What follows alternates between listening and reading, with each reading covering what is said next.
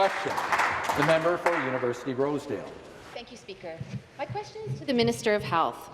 For 4 months now, seniors and kids have not had access to OHIP-covered eye care in Ontario. Seniors like David Allgood, a resident in my riding of University Rosedale. In October, David's regular eye exam was cancelled because the Ford government refused to negotiate with optometrists. Just a few days later, David started experiencing vision problems, which impacted his ability to read, write and drive. David pleaded with his optometrist for a visit but was declined and was referred to the emergency room. David is angry that the Ford government put his eyesight at risk, and he's angry the government is promoting unnecessary and costly visits to the ER. This is my question.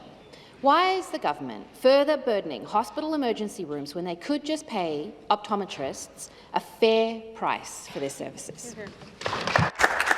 Minister of Health. Speaker, and thank you very much to the member for the question, because it gives me the opportunity to correct some inaccuracies that are out there right now. First is that the Government of Ontario has never refused to pay OHIP services for children and for seniors. We are ready, willing and able to provide those services, but the fact of the matter is that the Ontario Association of Optometrists is not prepared to do so.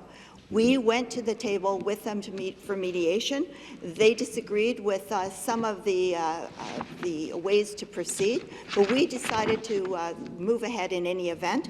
And we did receive a letter that asked why we weren't providing the services. The answer is we are ready to. We are urging the Ontario Association of Optometrists to come back to the table. We want to reach a deal with them. We know they've been treated badly by other governments. Response? We want to fix that, and I'll speak in my supplemental about what we are prepared to do. A supplementary question. I thank you. Back to the Minister of Health. David later learned he had a hole in his retina which, left untreated, could cause permanent blindness. And David is just one of the thousands of people in Ontario who've had their eyesight put at risk because of this government's failure to negotiate in good faith. For decades now, successive governments have failed to increase OHIP funding to cover the cost of basic services like eye exams for children and seniors. And we knew this situation was coming and it could have been prevented. In fact, I sent a letter to the Minister of Health over a year ago urging the minister to engage in dialogue with optometrists so service wouldn't be restricted. This is my question. When will this government stop putting Ontarians' health and eyesight at risk and return to the negotiating table to reach a fair deal? Minister of Health.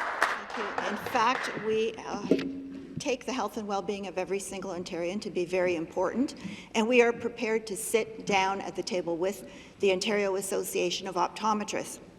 We've already paid, because of the fact that they haven't had an agreement since 2011, we've already paid $39 million into their accounts to cover what they would have received had they been paid at the same rate of physicians for the last decade. That is what the association asked for.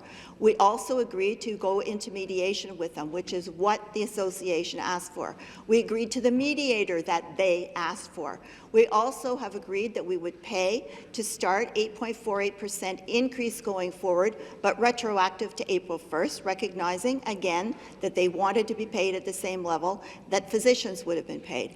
And we are prepared to set up a working group to discuss the issues with respect to overhead that the association has asked us to do. We are ready to do that today if the Ontario Association of Optometrists will come back to the table. That's all we're asking them to do, and we're ready to go.